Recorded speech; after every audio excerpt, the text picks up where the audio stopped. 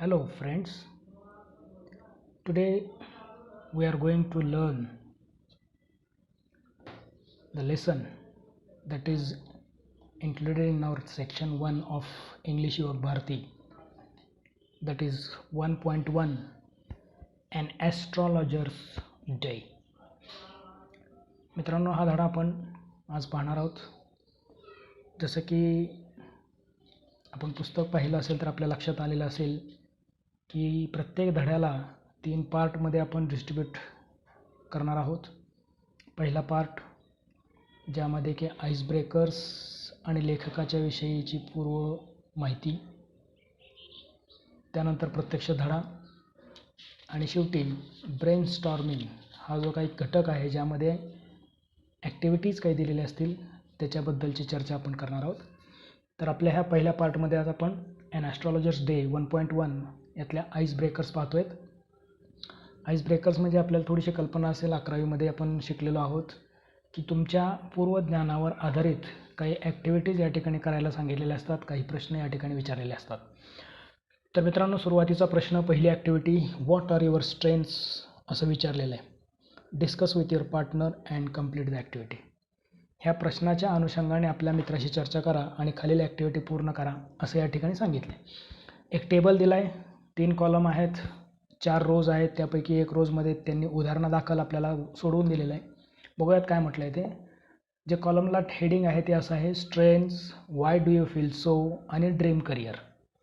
जर तुमच्या एखाद्या गोष्टीच्या बाबतीत काही बलस्थानं असतील तर ती बलस्थानं का आहेत आणि त्या अनुषंगाने तुमच्यासाठी काय व्यवसाय असू शकतो, असं एकंदर या ॲक्टिव्हिटीचं स्वरूप आहे. स्ट्रेंथ या ठिकाणी दिली आहे, पेंटिंग अँड ड्रॉइंग ही आपली स्ट्रेंथ आहे. का वाटतं पेंटिंग अँड ड्रॉइंग आपली स्ट्रेंथ आहे? तर we can visualise, we can express असं आपण म्हणू शकतो. आपल्याकडे एक कल्पनाशक्ती आहे, आपण काहीतरी एखादं दृश्य निर्माण करू शकतो, आपण काही भावना व्यक्त करू शकतो, म्हणजे आपण पेंटिंग आणि ड्रॉइंग चांगल्या पद्धतीने करू शकतो. ते आपलं स्ट्रेंथ आहे. आणि मग या कृतीला अनुषंगाने या कृतीच्या अनुषंगाने असलेले ड्रीम करिअर आपल्यासाठी असतील कमर्शियल आर्टिस्ट आणि कार्टुनिस्ट. दुसरं उदाहरण जर द्यायचं म्हटलं तर बऱ्याच वेळा आपण म्हणतो की एखादा व्यक्ती खूप बडबड्या आहे, त्याला इंग्रजीमध्ये टॉकेटिव्ह असं म्हणतात. त्याची स्ट्रेंथ काय असते तर स्पीकिंग. साहजिकच आहे, आपण खूप चांगल्या पद्धतीने बोलतो, हे स्ट्रेंथ असते. आणि हे बोलतो, आपल्याकडे बोलण्याचं कौशल्य आहे, हे आपल्याला का वाटतं तर आपण खूप बडबड करतो असं जगानं आपल्याला सांगितलेलं असतं. आपल्याला पण स्वतःला वाटत असतं की आपण खूप बडबड करतोय. So the strength is speaking. Why do you feel so? Because I am talkative. People call me talkative. I myself think about me that I am talkative. And what will be the dream career? Dream career will be a teacher, a politician, a social worker, anchor. It may be anything. So that's how you can complete the table. अशा पद्धतीनं हा table राहिलेला 2 part आपण पूर्ण करताल अशी अपेक्षा आहे. त्यानंतर आपण बघूयात पुढची ॲक्टिव्हिटी काय दिली आहे. The seen in the local market of village, town और सिटी इज व्हेरी अट्रॅक्टिव्ह.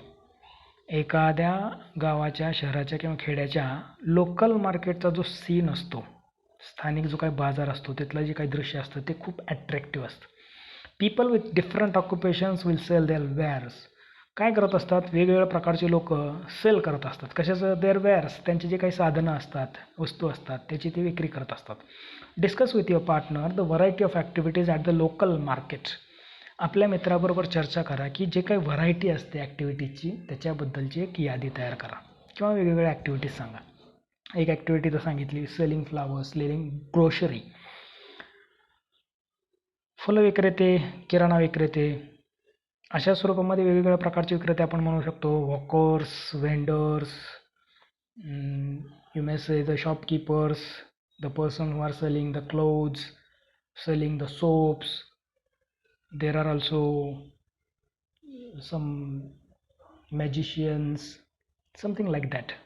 अशा प्रकारचे वेगवेगळे सीन आपण पाहत असतो. Now the third activity, in a village or town, city, it is quite common sight to see an astrologer sitting by the roadside of with his professional equipments. बऱ्याच वेळा गावामध्ये, खेड्यामध्ये, शहरामध्ये बाजाराच्या ठिकाणी म्हणा किंवा कुठल्याही गावाच्या रस्त्याच्या ठिकाणी रस्त्याच्या कडेला एखादा व्यक्ती ॲस्ट्रॉलॉजर खास करून जो की भविष्य सांगणारा भविष्यवेत्ता असतो, तो आपल्या प्रोफेशनल इक्विपमेंटसह बसलेला आपण पाहतो. म्हणजे त्याच्याकडे त्याचे जे काही प्रोफेशनल इक्विपमेंट असतात त्या साईनं तो बसलेला असतो, ते घेऊन तो बसलेला असतो. Discuss with your partner and list the requirement for his trade. त्याच्या या व्यवसायासाठी लागत असलेल्या ज्या काही रिक्वायरमेंट्स आहेत, ज्या गरजा आहेत, जे साधनं आहेत, त्याची यादी तयार करा. काही नावं इथं दिलेत. पहिल्यांदा दिले पॅरट, कार्ड्स, etc. पोपट, वेगवेगळ्या प्रकारचे कार्ड्स इत्यादी इत्यादी असू शकतं. आता राहिलेली लिस्ट आपल्याला तयार करायची. आपण जर निरीक्षण केलं असेल तर आपल्या लक्षात येईल की त्या ठिकाणी there are different types of stones, खडे असतात त्यांच्याकडे विक्रीसाठी. There are different types of threads, talismans म्हणजेच दोरखंड, ताईत. There are different types of handbooks, booklets, scripts, वेगवेगळ्या प्रकारचं काहीतरी लिखाण केलेलं असतं, काहीतरी लिहिलेलं असतं, काहीतरी पुस्तकं असतात. अशा प्रकारच्या वस्तू त्याच्याकडे आपण पाहत असतो. नाव the last activity is there are certain reasonable beliefs among people living in our society. आपल्या समाजामध्ये काही अनरिझनेबल बिलीफ आहेत, म्हणजेच समजण्याच्या पलीकडच्या, ज्याला कुठल्याही प्रकारचा बेस नाही अशा प्रकारच्या काही धारणा आहेत. Certain common events are linked with superstitions. विशिष्ट अशा प्रकारचे सर्वसामान्यपणे घडणाऱ्या प्रसंगांना सुद्धा अंधश्रद्धेशी जोडलं जातं. त्यांची लिंक अंधश्रद्धेची जोडली जाते. म्हणजेच सामान्यपणे घडणारी घटनासुद्धा अंधश्रद्धा म्हणून त्याच्याकडे पाहिले जाते किंवा एखादी गोष्ट म्हणून पाहिले जाते. List such events, discuss the superstitions linked with them and the mean of their eradication. आपल्याला काय काय करायचं आहे? एक तर अशा प्रकारच्या इव्हेंटची लिस्ट तयार करायची, लिस्ट सच इव्हेंट. त्यानंतर discuss the superstitions linked with them. अशा घटनाशी निगडीत असलेल्या अंधश्रद्धा पण आपल्याला चर्चा करायची आहे. आणि सगळ्यात महत्त्वाची गोष्ट म्हणजे मीन्स ऑफ देअर इरॅडिकेशन. अशा ज्या काही अंधश्रद्धा आहेत त्या निर्मूलन करण्यासाठी, त्याचं उच्चाटन करण्यासाठी कुठकुठली साधनं आपल्याला वापरता येतील ते सांगायचे आहेत. सध्या आपण फक्त या ठिकाणी लिस्ट करूयात इव्हेंट्सची. कुठल्या इव्हेंटची? Which are linked with the superstition. अंधश्रद्धेशी जोडले गेलेले काही प्रसंग. पहिला दिला या ठिकाणी a cat crossing your path. एखादी मांजर तुमचा रस्ता क्रॉस करते, म्हणजेच तुम्हाला तुमच्या रस्त्याला आडवी जाते.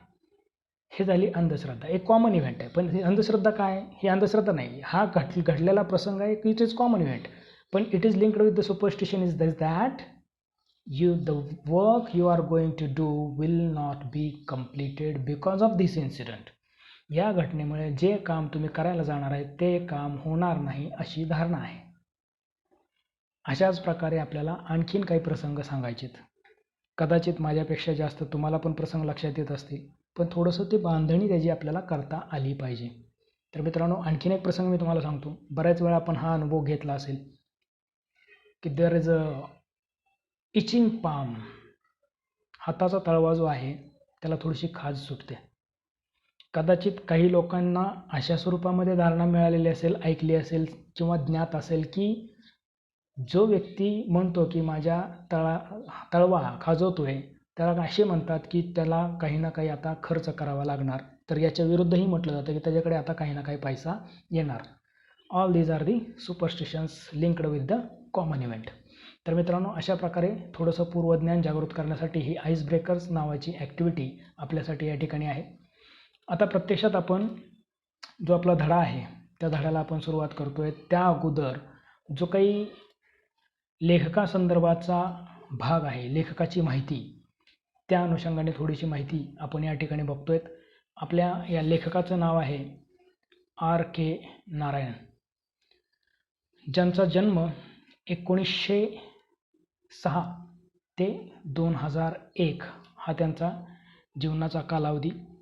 आणि सगळ्यात महत्त्वाची गोष्ट म्हणजे भारतीय लेखनसृष्टीतील किंवा साहित्यातील अतिशय उत्कृष्ट गाजलेलं, नावाजलेलं अशा प्रकारचं हे व्यक्तिमत्व.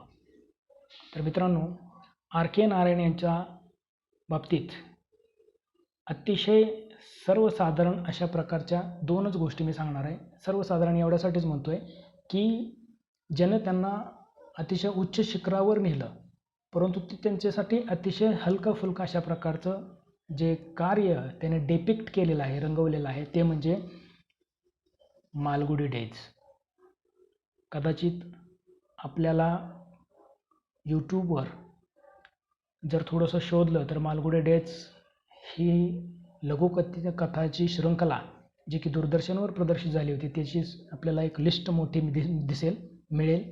ह्या सगळ्या ज्या काही शृंखला आहेत, ह्या सगळ्या ज्या काही मालिका होत्या त्या आर के नारायण यांच्या मालगुडी डेज जे की 1975 त्यांनी लिहिलेलं होतं त्याच्यावर आधारित असलेल्या होत्या, ज्यामध्ये त्यांनी एक काल्पनिक गाव मालगुडी नावाचं चितारलेलं होतं. अतिशय त्या ठिकाणचे कॅरेक्टर्स हे रिअलिस्टिक आणि close to society on ground in reality, वास्तविकतेशी धरून आणि अगदी आपल्या आजूबाजूलाच हे पात्र आहेत अशा प्रकारचे पात्र त्यांनी त्या ठिकाणी चितारलेले होते. अशा प्रकारचा एक चित्र रंगवण्यामध्ये आणि दैनंदिन जीवनाशी निगडीत प्रसंग कथन करण्यामध्ये हातखंडा असलेले हे आर के नारायण. आणखीन एक गोष्ट, आणखीन एक चित्रपट आणि मालिकाशीच निगडीत असलेलं त्यांचं लिखाण म्हणजे द गाईड. त्याच्यावरचा देवानंदचा अतिशय गाजलेला चित्रपट जो काही त्याच्यावर अवलंबून होता ते त्यांनी 1958 साली लिहिलेलं होतं. अशा प्रकारचं जे द गाईड हे पुस्तक आहे, हे जे काय नॉव्हेल त्यांनी लिहिलेलं होतं, तर त्या नॉव्हेलमधून नॉव्हेलसाठी त्यांना साहित्य अकादमी अवॉर्ड 1961 साली त्यांना मिळालेला होता. अशा प्रकारचं अतिशय उत्कृष्ट अशा प्रकारच्या भारतीय संस्कृतीतील भारतीय साहित्यातील लेखक म्हणून आर के नारायण यांच्याकडे पाहिले जाते. त्यांचं पूर्ण नाव आहे रासीपुरम कृष्णमस्वामी अय्यर नारायण स्वामी, जे की अतिशय नावाजलेलं अशा प्रकारचे नॉव्हेलिस्ट. पुढच्या भागामध्ये आपण प्रत्यक्ष कथेला सुरुवात करणार आहोत, कथा पाहणार आहोत.